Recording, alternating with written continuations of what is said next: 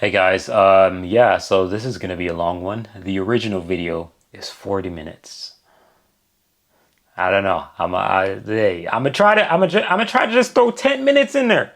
Just 10 minutes of talking. You know what? Not even gonna make the intro long. The title of the video is 20 biggest cultural differences for Americans in Europe, right? And it's a 40-minute video. We're gonna just get right into it. Okay, thank you for watching the video. Please like and subscribe. Any recommendations, click that link in the pinned comment section. Recommend videos I share about as soon as possible. Without further ado, guys, let's get right into this video. I've traveled to every single country in Europe and spent more than 2.5 years living on the continent. This city is just magical.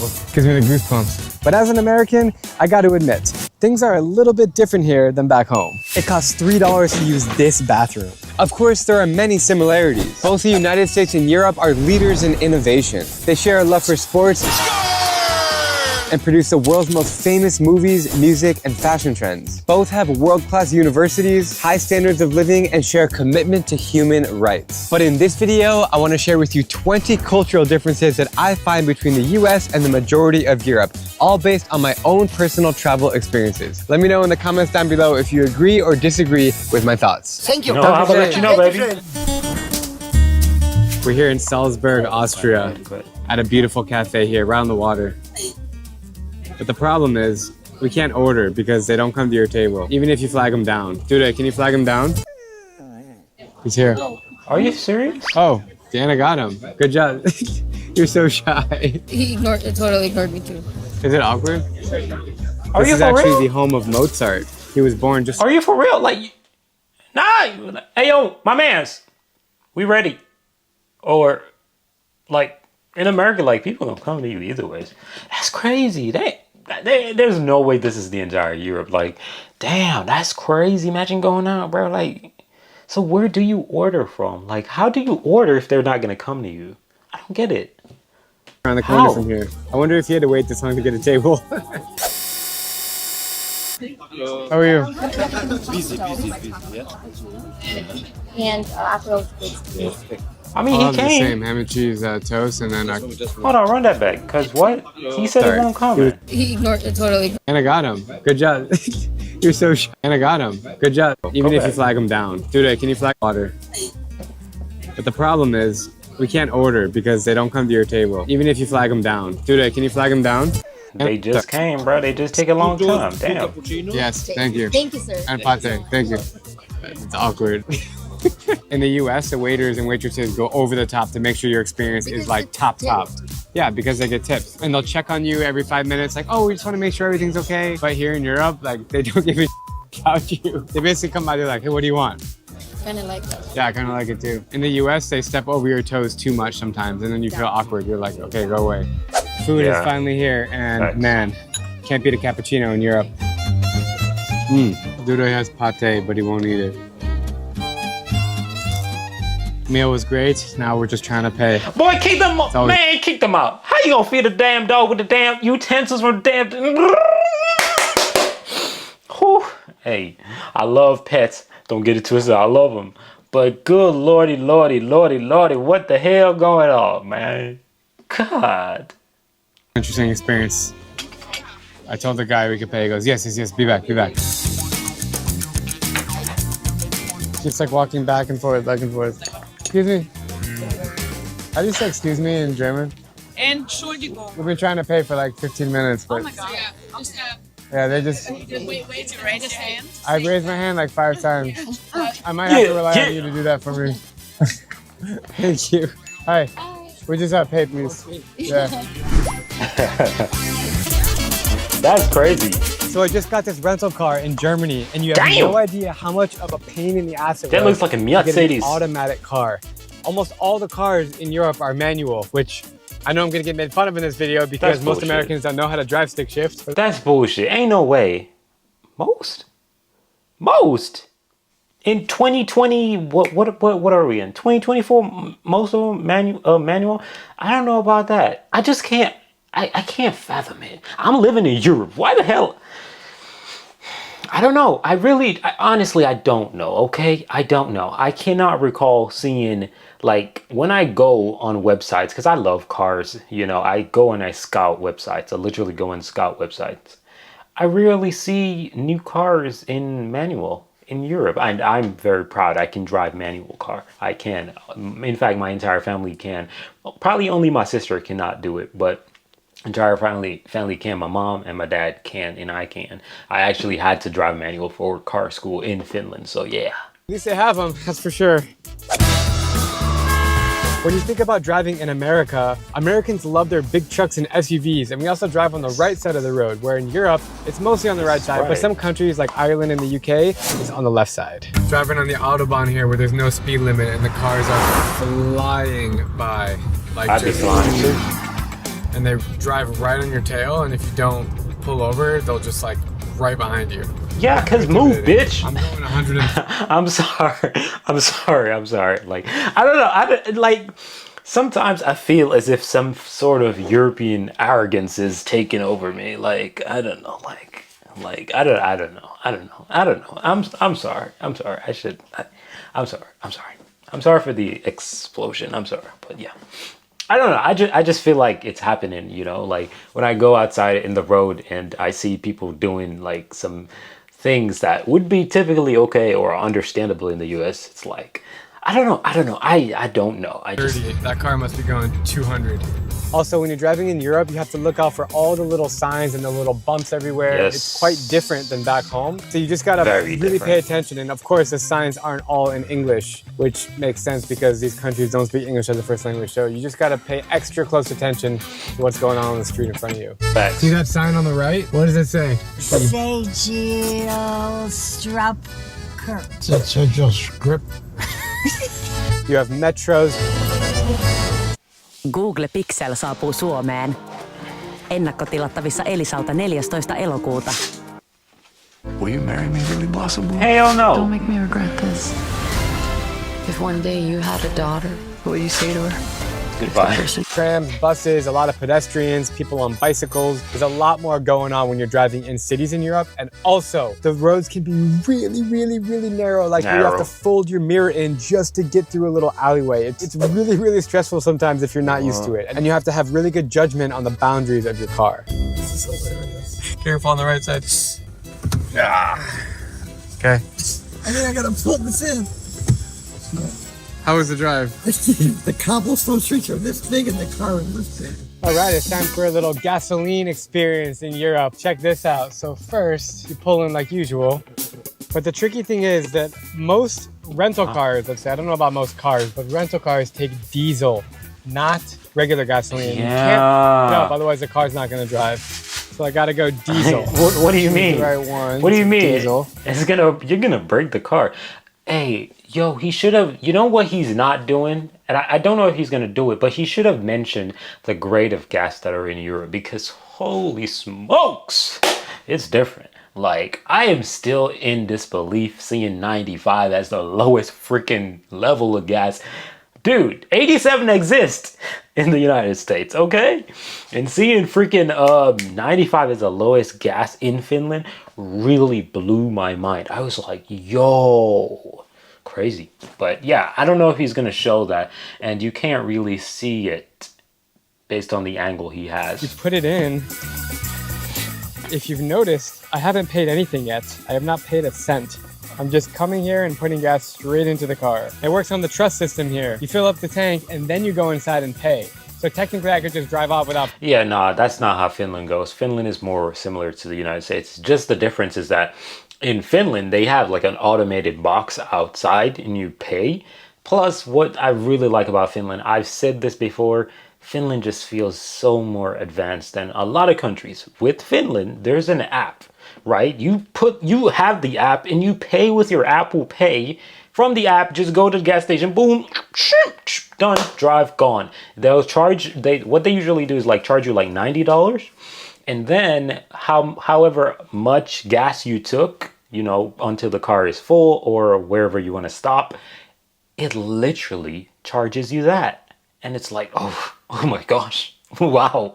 Like, I'm telling you, I have mad respect for Finland when it comes to technology. It's like different. Paying. There's a lot of cameras here, so I'll definitely get caught and I'll definitely get a bill in the mail or something. But if you're in a pinch and you're in a rush and you have to get gas and you have to dip out, you could technically do it for free and not pay the bill. But but that wouldn't be a good thing to do. Next thing you'll notice is the prices. Don't do that. It's pretty expensive. I'm only filling up a half tank right now of this car. It was exactly half. About $60 for a half a tank. That's expensive. That is expensive. Now I go actually. inside and pay. That actually is. Number 9.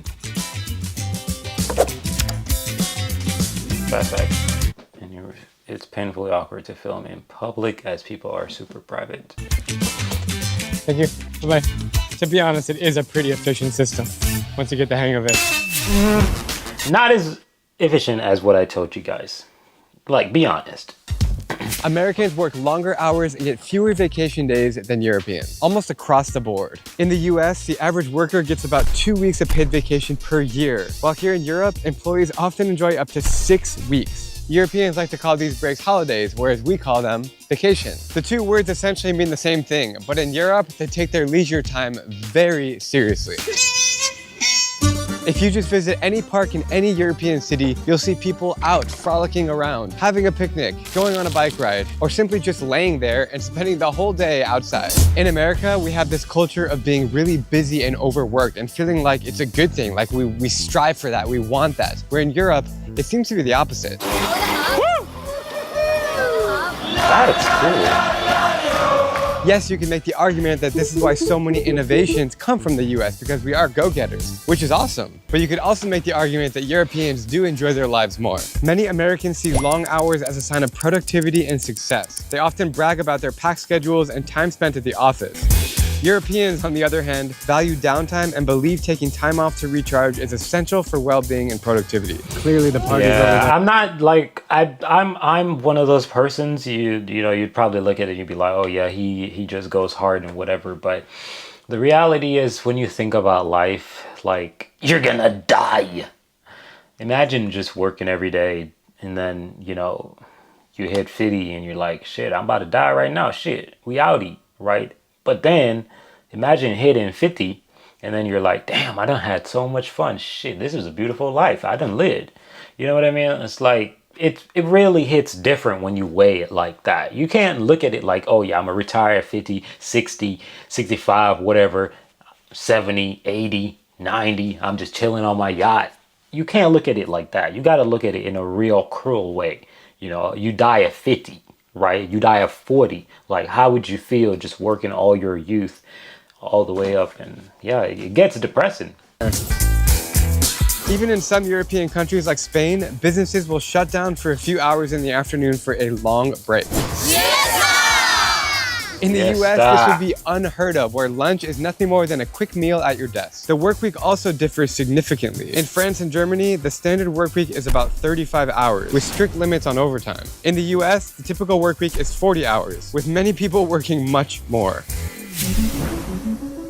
Oh, America's private healthcare system is crazy expensive, whereas in most of Europe, they offer universal healthcare funded by taxes. Americans will often go to the emergency room for urgent care, while Europeans see general practitioners regularly and have easy access to local clinics. In the US, having a medical emergency can bankrupt you. In Europe, you're covered. Americans deal with high insurance premiums, copays, and out-of-pocket expenses. Many Americans will actually avoid seeing doctors because of the high costs. Europeans simply do not face these barriers. Regular checkups, specialist visits, and surgeries are generally free or at a really low cost. The focus in Europe is on preventative care and early treatment. The US system emphasizes treatment after problems arise, often leading to higher costs or worse outcomes. Another huge difference in healthcare is the cost of prescription drugs. In the US, they are so expensive, whereas in Europe and most of the world, they're way more affordable. Facts. All my American friends out there might find this one to be really shocking. You actually have to pay money to use the bathroom in Europe, and the experience is not all that enjoyable. These urinals are pretty close together. It would not fly in the US. No space. Shut your wife. Shut your lying ass up. Dudes be hella weird, bro. They'd probably not have a problem with this.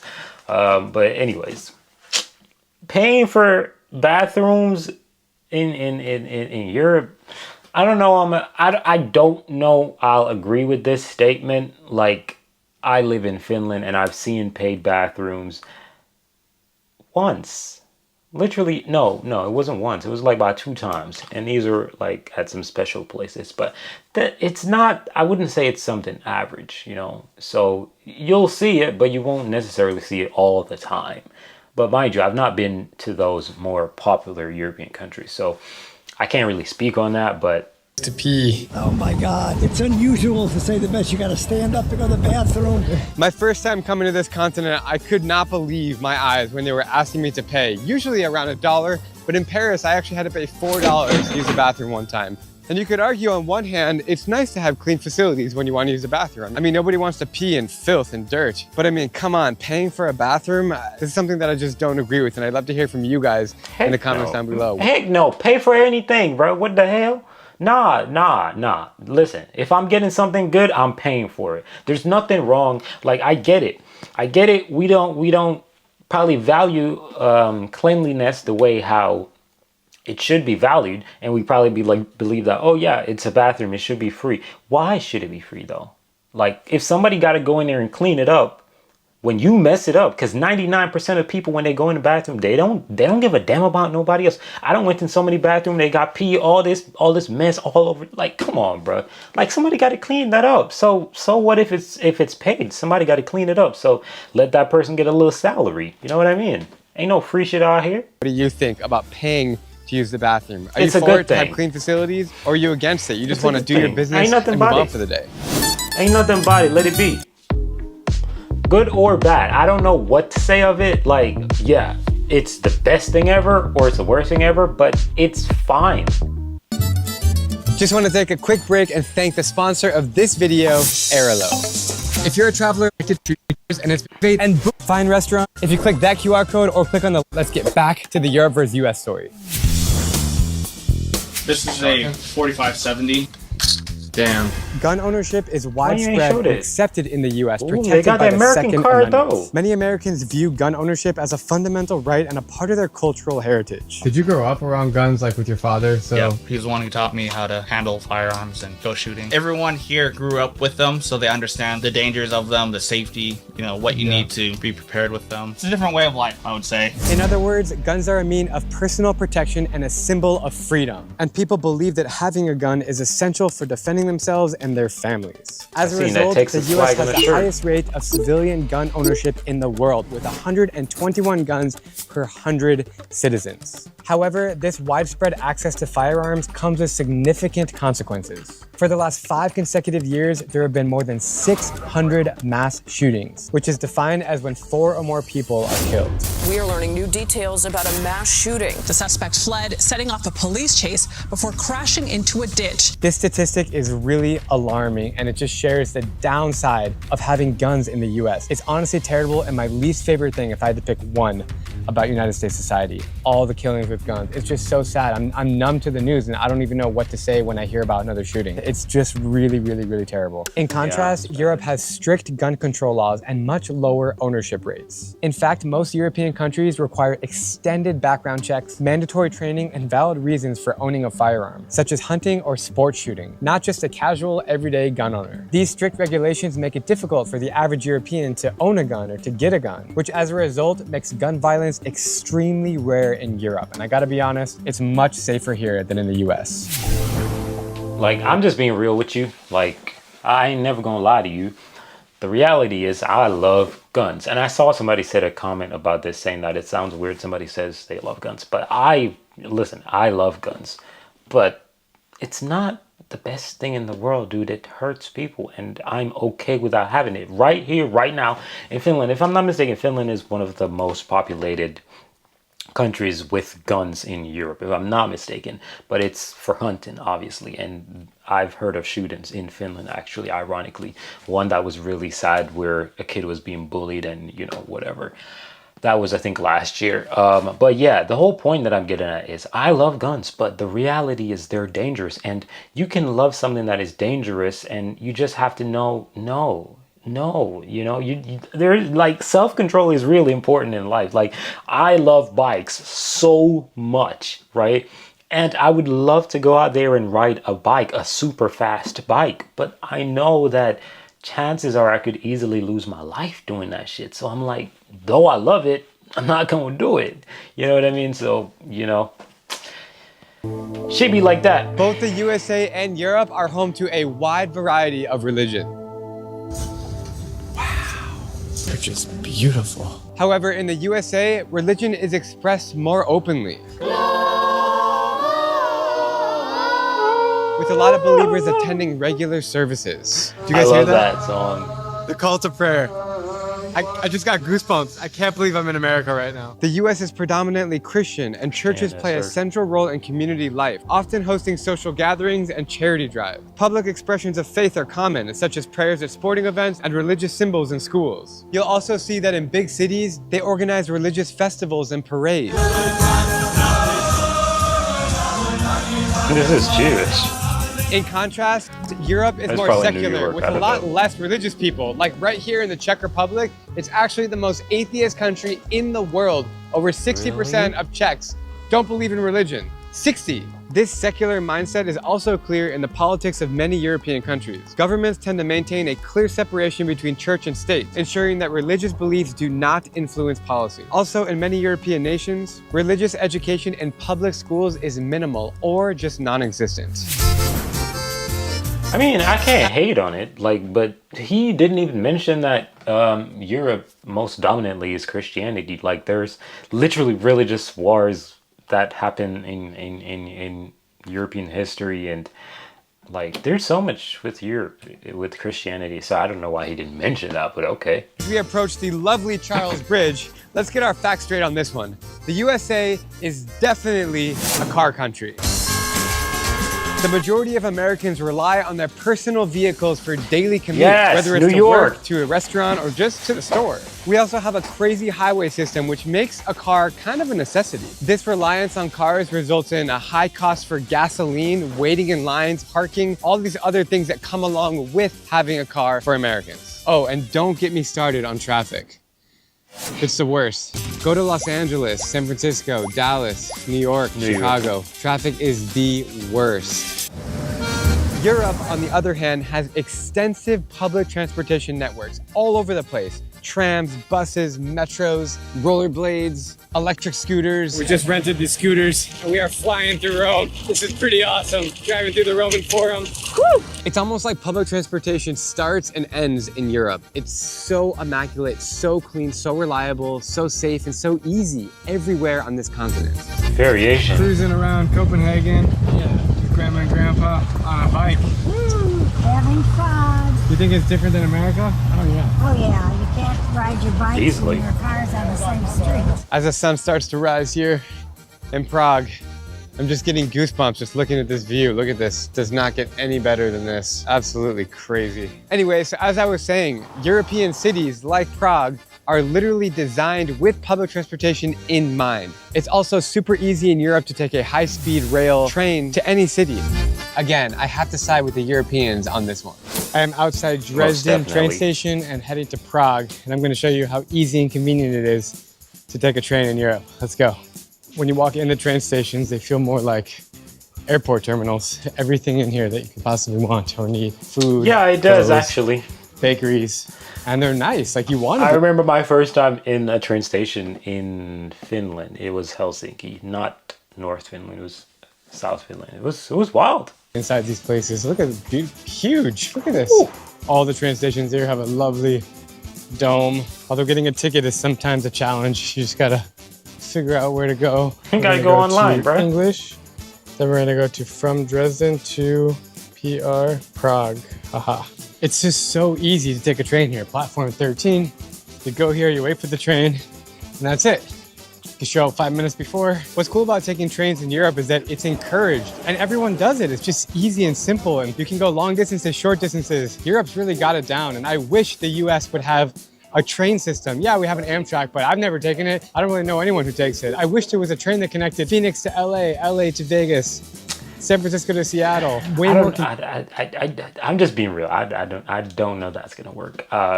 It's too far. It's like the U.S. is really huge. I get it, but I'm not trying to sit. Like, I traveled from North Finland to South Finland on the train, and it took about 11 hours. I didn't like it. I was in a confined space. Like, I literally took the best of the best that you could get on the train because I know it's an overnight train, and I want to be able to rest my head on something, and like, I didn't like it. I'm just being honest. Like, even to fly to Europe from the United States, I don't like it. It's too long. The flight's long. I hate it, if you get what I'm saying. So even if it's there, like, taking it is gonna be like, oh my gosh, I have to sit here for so long, you know? Like, I don't think I would ever do it. Like, I don't know. Maybe I'm not a traveler. Who knows? Conveniently, I know on the East Coast, you guys have some stuff like that, but it would be really nice to have that in the US because taking trains in Europe is awesome. The cities are built for public transportation, which makes it easy to use. I'm just so happy I can do this right now in Europe. If you're an American and you haven't been to Europe, you'll notice right away that the public transportation is incredible and will blow your mind and fun and easy to use. She's arriving right now. You know that. Bubbles.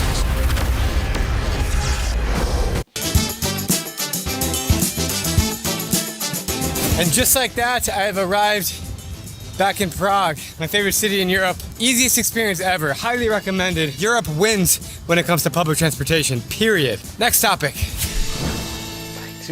Getting a higher education in the US is really expensive, and it often leads to significant student debt. Almost all my friends, when we graduated college, we were all poor and we had to work for like a decade just to pay off our student debt. That's the reality for many Americans who get college degrees. Believe it or not, tuition fees can be tens of thousands of dollars a semester, and it's absolutely crazy. That being said, we do have really, really great teachers, campuses, facilities, and colleges in the US overall are pretty amazing. On the other hand, Europe offers free or very low-cost education, including universities. Basically, in most of European Union countries, it's for free. The only condition is that you know the language of the country. European education emphasizes multicultural awareness and global perspectives, with many students learning multiple languages. And that's another really cool thing about Europe is people speak many languages because the proximity to countries are so close. On the other hand, Americans live a little bit more inside their own bubbles, focusing more on national news versus international news. If I had to do it all over again, I probably would have gone to a university in the US because the experience was so amazing. I made so many friends. I learned how to live on my own. I think that's the only I think that's the only special part about universities in the United States. Just the experience, the vibe. You know, that's about it. Like, I don't really know if Europe can beat America when it comes to vibe. Mind you, I don't know what school is like in Europe, but I don't know if it could beat America when it comes to the vibe, right? And when I say vibe, I mean in terms of the events, the parties, you know, just chilling and, you know, being young and doing dumb shit. That's simply what I mean, right? But if you're just going to school for school, hell no. Europe is killing America in that because, like, come on, bro. Like, if you get to go to school without having to worry about tuition, bro, do it. I went to University of Wisconsin, which is such a great sports school. It's a party school. I was in a fraternity. Like, all these things were amazing and it made me who I am today. But of course, I can't be a little bit jealous when all my European friends come out of school debt-free. Food for thought.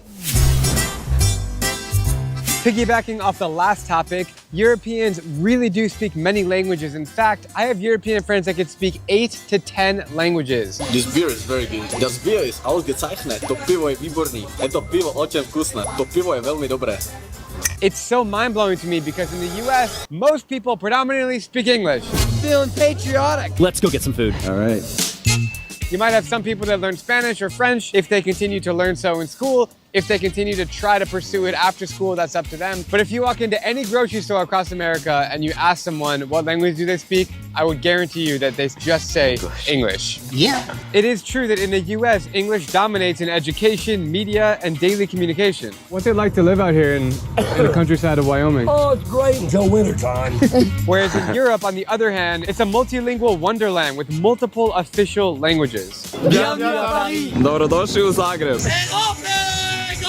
The country of Switzerland, for example, has 4 national languages. Most kids in Europe grow up learning 2 or 3 languages from an early age, and they can achieve fluency by adulthood. In contrast, Americans might struggle with just 1 foreign language, usually taught in high school with limited success. This kind of linguistic diversity in Europe is really enriching, both if you live here as a European or if you're just traveling here as an outsider. It makes it so fun and exciting, and as I've always said throughout my travels, diversity is what makes the world go round. Facts. Smoking is more common and like, I'm just being honest, like, despite how much everybody hates on each other, and when I say everybody, I literally mean everybody. You can go in the car community, exotic car drivers hate JDM, JDM hate European car drivers. And when I say European, I don't mean the exotic Europeans. I mean like the BMWs and the freaking Mercedes. So like the sporty version, like the M's and whatever. You get the whole 9 yards, right? But then you have men hate women, women hate men, tall guys hate short guys hate this, that. Everybody hates everybody. But you know what's ironic? Without all these people that we hate on each day, we wouldn't feel special. We wouldn't be special. No, it's not that we wouldn't feel. We wouldn't be special at all. Racism, religion, all these things, none of them would mean anything if we were all the same. Like, none of them. You wouldn't wake up and be like, oh yeah, I'm Christian. Oh yeah, I'm Jewish. Because it don't matter. You know? It doesn't matter because like everybody's like that. So yeah. More socially acceptable. He's totally right. Period. Hands down. Growing up in the US, we have the DARE program, which I went through, where we are taught in 5th grade that drugs are bad and that we can't smoke and it's gonna kill us. Yeah, looking back, it may have been a little bit extreme, those classes, but they really drilled into your head how bad smoking is for your health. And it's true. In my opinion, all around Europe, smoking is more of like a fashion trend. Fashion? It's like a cool thing to do, and it's almost like if you're sitting with a group of friends and they offer you a cigarette, you almost have to say yes as like a cultural thing. I don't know how else to explain it. Other countries in Asia and Africa and the Middle East are similar in that regard, but I just find it really interesting how people here just smoke and they smoke and they smoke and they smell like smoke all day. At some point, it just becomes a lifestyle. In almost all indoor places in the US, aside from maybe casinos, smoking is now banned and prohibited, and you cannot do it inside. Whereas in Europe, even here in Prague, there are many bars and restaurants that you can actually just light up a cigarette inside. It's really, really interesting. Here in Europe, you can also find cigarette vending machines. How wild is that? In the US, you can find anti-smoking ads, and just to be honest, smoking is just scrutinized across the board. However, when it comes to vaping, the US might have Europe beat. Yeah, I don't think Europe probably has caught on with vaping as yet, but if I'm honest, like, listen, I've said this and I'll say it a billion times. Listen, I don't smoke and I don't do everything, and neither do you do everything, right? The reality is you got one life to live, right? Just don't be a hypocrite, right? If you smoke, be open to knowing that, yo, yeah, this shit that I'm doing, nah, it ain't it. Like, I'm screwing up my organs, whatever, but I'm living. You know what I mean? Like, that's what I like. I like when people are honest. Like, when I, like go out there and I play sports, I know I'm potentially, putting myself in risk of hurting myself, getting an injury, right? And I just got to live with it. I'm living, so the best thing about life is being honest with yourself and just living. I'm going to open up this chapter on an emotional beat because I'm standing right in front of Náměstí Míru Church, where I lived and studied abroad in 2012, right down that street. This place has always been a home for me, and if it wasn't for Prague and this exact spot, then I wouldn't be here doing what I do today. A lot of my love for Europe stems from the beautiful history and the old streets. Look at these cobblestones that I'm walking on. Keep walking and look up to the right. Oh, wow. As an American, it is so cool and special that Europe is so old, and there's all these beautiful churches, historical monuments. I mean, it's not that Europe is old, right?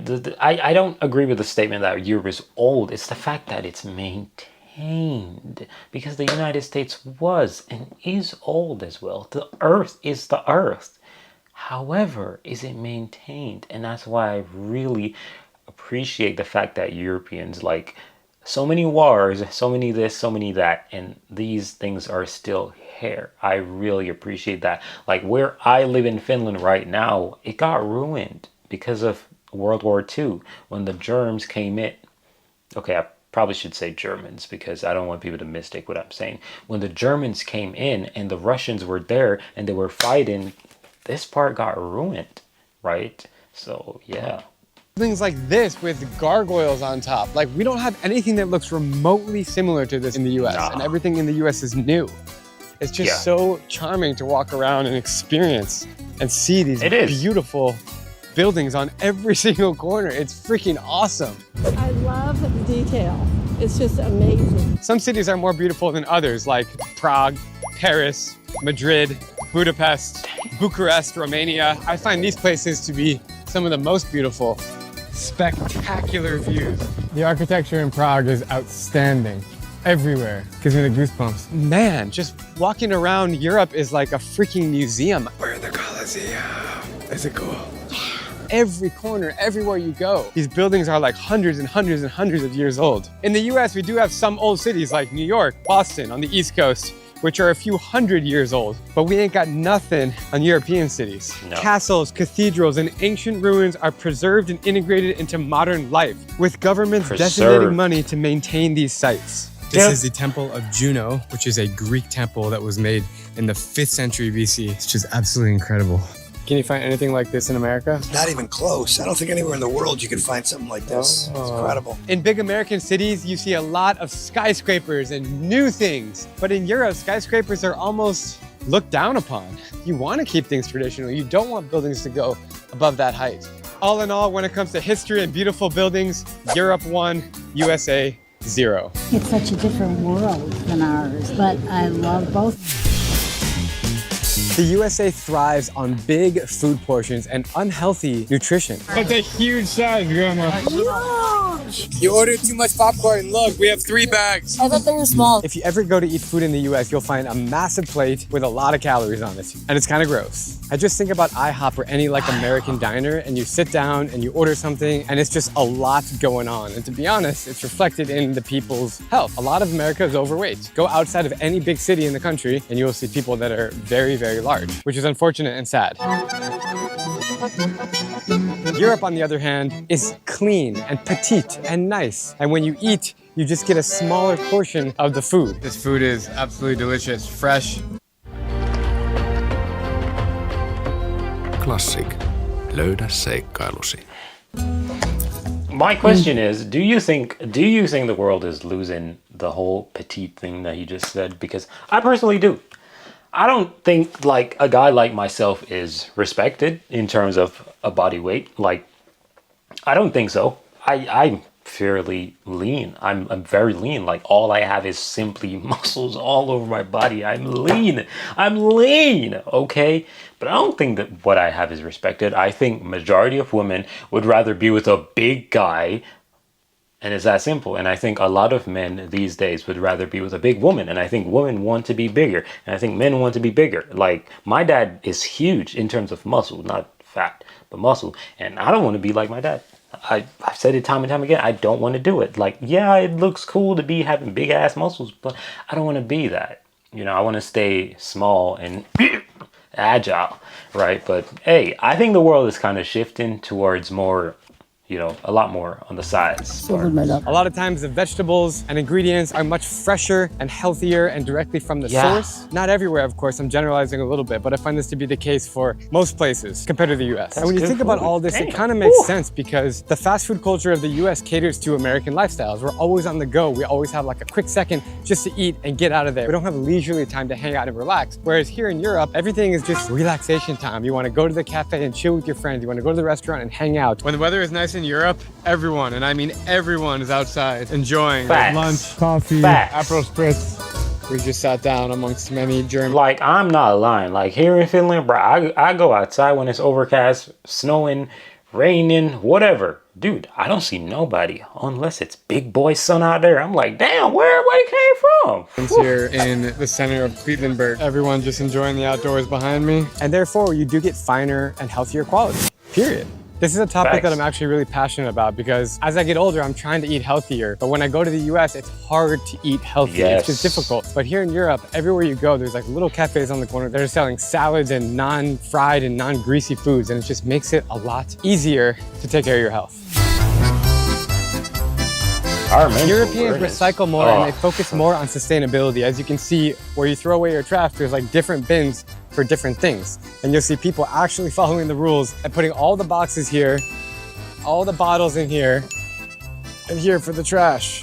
Just imagine how much cleaner the world would be if everybody followed Europeans' lead on this. In fact, many European countries lead in renewable energy and eco-friendly policies, making these practices just a part of daily life. It's normal for them to do these things. They don't have to go out of their way because it's built into the culture. This city is so clean, even though there's so many tourists here, because there's amazing ladies that are just cleaning the city all day long. Most European countries have strict rules on single-use plastics, promote reusable items, and have good public transportation that reduces car pollution. Getting on the tram here, the beautiful old historic tram of Prague, gives it all the charm in the world.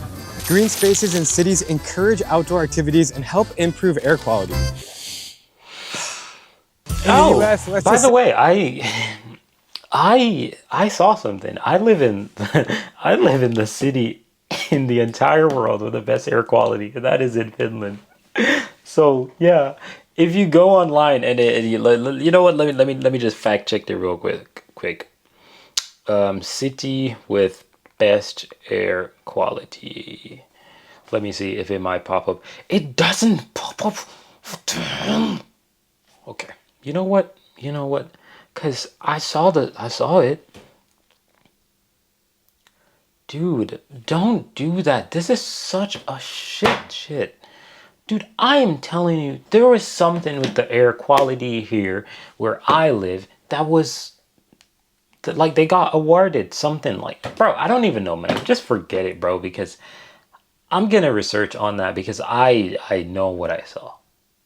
But I went on Google and Google is like, you're a dumbass idiot. That we don't care so much about recycling, and it's really a shame. This might be changing in recent generations, but even myself, growing up, we only recycled like big things, like a cardboard box or a big carton of milk. We didn't actually like collect everything separately and put it in different trash cans. We would just throw a water bottle in the same trash can that we would throw food waste. In the US, I see a lot of people littering and not taking care of the streets. And for such a big country with 350 million people, you can imagine the massive impact that it has on the world.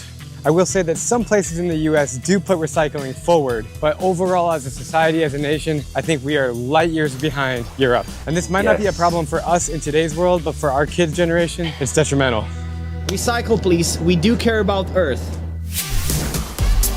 Fashion. Many Americans dress really casually, like myself. Baseball cap, regular shirt or athletic shirts. I'm wearing yoga shorts right now. A lot of Americans love to rep their universities or their sporting teams. And that's just how we are.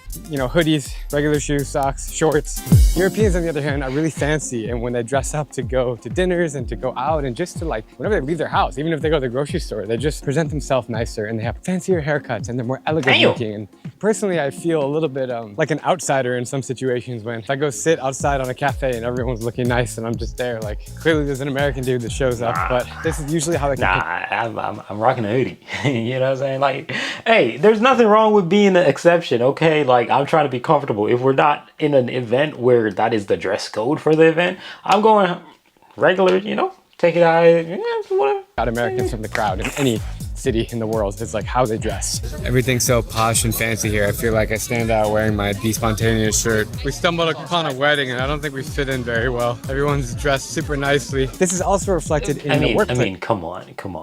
It's a wedding. Duh, you're not gonna fit in. If it's not your wedding or you're not invited, like in America, everybody's gonna dress accordingly for a wedding or get kicked out.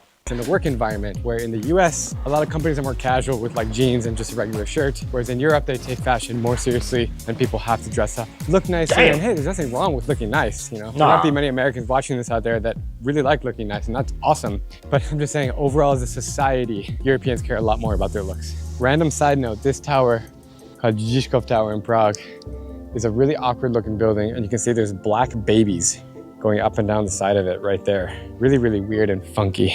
That's creepy. Let's look in this circle, for example. All the houses are really nice and neat. Most of them are just apartments. The buildings are right next to each other. Everything's kind of laid out perfectly nicely. There's plazas, people are reading in the park, sitting in their little chairs. It almost feels like a fake life, like you would see in a movie, like a giant movie set. That's how it feels here in most of Europe. Wow, that is... Wow, so cool. And it's nice to hang out, walk around, and sit down. It's freaking beautiful. A lot of the buildings are really old. They've been here for many years, and that's just how they are. This is the lovely Prague Castle, the oldest castle in the entire world. First I'm in Milan, chilling by the famous Duomo. This really epic looking old structure. A dream come true trip right here. A lot of times the buildings will have crazy. these cool like statues and gargoyles and sculptures like inside of it just because of the history of Europe is really old and cool. And I think that's pretty awesome. One thing that I really don't like about the situation in Europe is that they don't have AC almost anywhere. In Prague in summer right now, we've been suffering because they just say like, oh, it's only 6 weeks of the year, it's hot, but like it's freaking burning in there. And yes, I sound like a spoiled American right now talking, but it's miserable. I genuinely don't know how he's complaining. Like, if he's been in Europe so much, like, he should be used to it by now. Like, I've been here when I first got here and there's no AC. I'm like, how do you get heat? Then I learn about the radiator, which in New York you do have radiators, but you can have AC as well. But I don't know. It's okay. It's okay. I don't know. AC is not even good for you either ways. Wow. So except in the car. Here. Almost everywhere you go in the US, aside from some of the big cities on the East Coast, everything's new. The buildings are new, which means they can be fancier, which means they can have better circulation, air conditioning, insulation, all these things. In the US, we love our patios and our decks outside, and we just like to have a room for things. I literally cannot believe how big these houses are. Whereas in Europe, you don't really get that. You might get a little balcony that you can sit outside. Other than that, you're really just confined to a smaller space. In your flat, which is what they call apartments here, they call them flats. We also have huge appliances like dishwashers and washing machines that are really big and nice to use. Also dryers. You cannot find those all over Europe. A lot of times they hang their clothes to dry. Yeah. Yeah. Many American homes also have big kitchens, taller ceilings, things like that. Whereas in Europe, things are a little bit more tighter and condensed because everyone tends to live like in the city center, especially if there's apartments and stuff. You just have less space in general. Like America's everything's big. Like Texas, things are bigger in Texas. Big cards in Texas. They definitely party big in Texas. Whereas here in Europe, everything's kind of petite. That's all the water we get. Like just a tiny little. Yeah. In America, it's always like this big, like my face big. But if I had to pick one, Europe all the way. Look how nice this is. I can't get over this spot. Fantastic.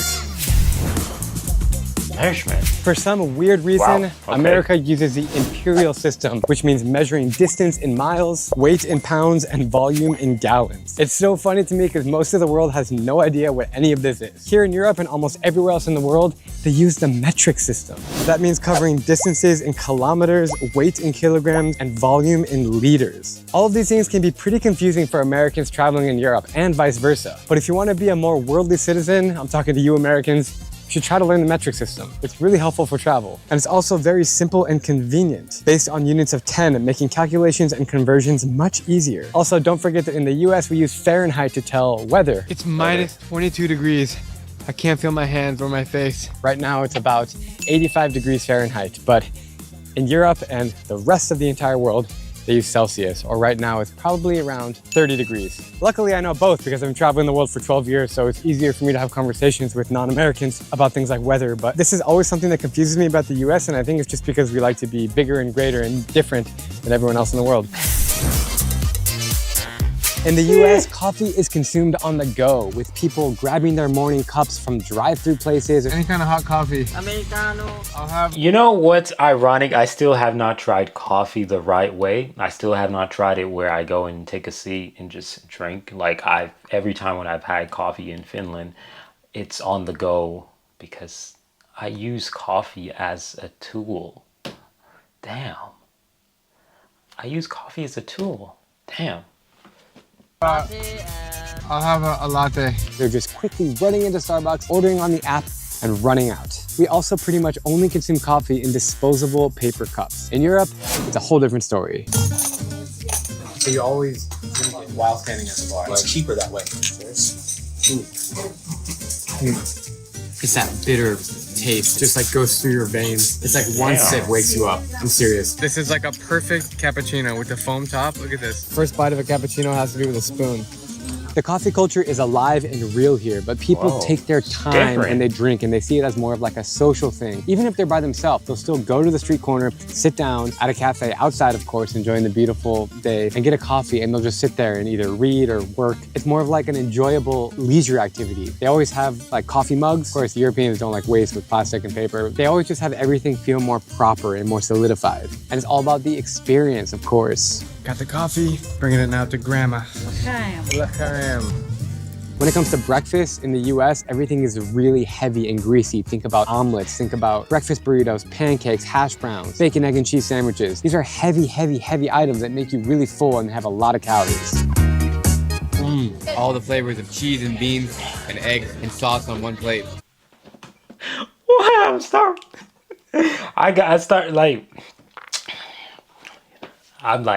I'm hungry now, dog. In Europe, breakfast is nothing more than a little pastry. Buttery, flaky, puffy pastry. Or a little cookie, or something sweet. This is everything I want right now. A small espresso and a chocolate croissant. It's so great. It's so, so, so different. And it's funny, like here in Europe, all the breakfast places that you'll go to, like good breakfast places are like American branded. It'll be like American breakfast, American sausage, American scrambled eggs. The breakfast is one of the biggest differences that I find between Europe and the US. It's crazy different. In Europe, if it's not a croissant, it's just like a piece of fruit or a little bit of cheese or one slice of bread. Soft and mushy, absolutely worth it. I will say though that the bakeries in Europe are awesome. They're amazing. They actually bake bread fresh every day in most countries around Europe. Good gnarly, darly. God. So it smells good on the streets and you know that you're getting quality bread. It's not like processed, it's not like ordered on a big truck and shipped over. So I definitely side with Europe on this one. Although I got to admit, I do love Starbucks. This one really makes me feel ashamed to be American in Europe. Why are we so loud and obnoxious? Like, we have to like scream when we're coming out of the bars at night, and we have to like be picking fights in bars and be like, no, America. I really, really, really, really don't like this about American culture for whatever it is. I don't know why we always have to be the loud guys and the good guys. I think Brits and Aussies are kind of similar in this regard. But when it comes to Europeans, they're much quieter. Like, there could be a lot of people out and about, but they're not like screaming and chanting. They're just like sitting, enjoying their beer, their wine, and just like hanging out. I like that culture. Thank you. Dankeschön. In general, Europeans are just more reserved. And when you're dining, people just don't talk that loud. They just keep to themselves. It's kind of nice. Social gatherings in America are loud and energetic. But in Europe, people are more respectful of other people's personal space. I also think the contrast in behavior can be seen in customer service, where American employees are typically more enthusiastic and outgoing, and they kind of won't stop talking to you. It's all that like fake conversation, like, hey, how's your day going? Oh, what are you up to today? Blah, blah, blah, blah, blah. Oh, we should hang out later. It's very American to be like fake in that regard. This really drives me crazy about Americans, and when I'm home, I feel really out of my element. I don't know if any of you guys can relate to that, but like going to the grocery store, I don't need to like share my life story with the lady checking out. Like, just check out, you go on with your day, I go on with my day. I don't need to like tell you what my plans are later and how my work is going and all that. Like, Americans see this as being friendly, but for me, I just see it as pointless conversation that just doesn't need to happen because you don't know that person. If you know them and they're in your friend group and circle, it's different. Europeans cut through all that bullshit. Especially staff at a restaurant or anywhere on the street interactions are a lot more formal and blunt, and it could be considered rude, but I don't know, I kind of like it.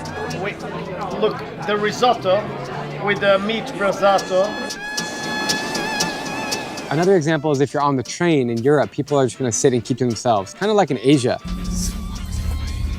But in the US, people might be talking on the phone loudly or hanging out with their bros. And like, I guess for me, I prefer to be more on the quieter side. I don't like to be obnoxious in front of people. I don't think I have a preference. Right. How I look at it is as simple as this. The circumstance is what matters. So we're at a party, we're at a bar, you can't expect quietness, right? We're at a restaurant where there's different people with their family and gathering. Shut up, right? But outside of that, nah, be loud, just enjoy, you know. But if it's not a situation where quietness is, you know, needed, then be free. Like if we're on a train, obviously there's so much people there, be quiet, shut up, right? But outside of that, nah, go out, do your thing. Like that's how I look at it. But y'all can let me know what y'all think. Am I stupid for thinking that way? I think I get this trait from my mom, who doesn't want to be like the center of negative attention, which is a good thing. But it's definitely a stark difference between how Americans act in public and how Europeans act in public. And this is one of the biggest differences between Europe and the US that I see. And I definitely side with Europeans on this one. Of course, another disclaimer is not every European and every American is like this. I'm very much generalizing, okay? But this is just what I see and what I've experienced from spending 2.5 years in Europe. Sports. Irving inside the layup. How you gonna put my dog in a first clip, dog? How you gonna put my dog in the Kyrie Irving? Yeah, hey. That's my dog, man. They were in the finals this year. Freaking Dallas Mavericks and the freaking Boston Celtics. The Celtics won. Yeah, I was hoping for, Mavericks, but it is what it is. But yeah, I know where he's headed with this. Americans are so freaking into sports and whatever, and Europeans are into sports because y'all like soccer, y'all like football a lot. Saving one of the best topics for last because I am a huge sports fan, athlete. I've played many sports and I love watching sports. It's a little bit different in America versus Europe. I will say that there are passionate fans respectively. But of course in Europe, it's all about football, or as we say it in the US, soccer. It's super popular here. The Euro Cup just happened. Fans are like crazy passionate about their country, about their inner leagues, about football or soccer, all around Europe and the whole world, really. In the US, it's primarily basketball, baseball, American football. Emphasis on the American football because that sport is really only played in the US. And of course, like golf and tennis, but these are popular in both places. Horton, hook 'em horns! Sports that are common between the US and Europe are hockey, basketball, tennis, and golf. I think those 4 sports are really active and played among the average Joe in the countries and also for professionals. Europe also has regional sports like rugby and cricket, which you can find in certain regions, but not all over Europe. Here's a major difference though. In the US, college sports are huge. I went to the University of Wisconsin. We went to 3 Rose Bowls during my college years, which is American football. It's like a big event for those non-Americans out there. We also have really big hockey and we have really big basketball, and we go to March Madness every year. And like, I went to a lot of games as a kid. In fact, I chose Wisconsin because of the sports. That was one of the main reasons I wanted to go to a school with great sports. I'm a passionate sports fan. European sports are like dead. I don't even know if there are competitions of like European basketball for other teams. I actually don't think that exists. And if it does exist, please let me know because I've never heard about it. On big college campuses in the US, we have massive games that are publicly televised to millions of people. And there's a lot of things happening around the stadiums. There's tailgating and pre-gaming and all the restaurants and bars are busy near the stadiums. And it's like a cultural immersion thing when there's a game on a college campus. It's true. I will say though, the energy and excitement around any European football match is unparalleled to anything that we can find in the US. I haven't been to many, but I have seen them on TV and I have many friends who have gone and I know that the environments are crazy. In Europe, the football teams often have deep historical roots in their communities, which honestly creates a strong sense of identity and pride because these teams have been around for hundreds of years. So it kind of makes sense. In the US, all the big sports are really like big businesses when you think about it, and that's why teams relocate and change names. It's all about the money. In any regard, the cultural importance is clear for sports, whether it's in the US, whether it's in Europe, and I find the way that it's expressed is really, really interesting. All right, and that wraps up. Nah, this was a very good video, very long video, 57 minutes we're at right now. The situation with the sports in the United States compared to Europe is so similar, but at the same time so different. Like, I don't think Europeans care a lot about sports. But when it comes to something like the World Cup or something involving European countries alone, like, I think y'all go crazy, right? But with America, every sport and event, there's some sort of excitement to it. Even your kid's first baseball game, like he a young dude, right? And you show up with excitement and support and all that. I don't know if you guys have all of those in Europe, where you guys have like, sporting events for, people in school. I don't know. But yeah, anyways, man. Yeah, thank you guys for watching this long ass video. I'm out of here. Peace.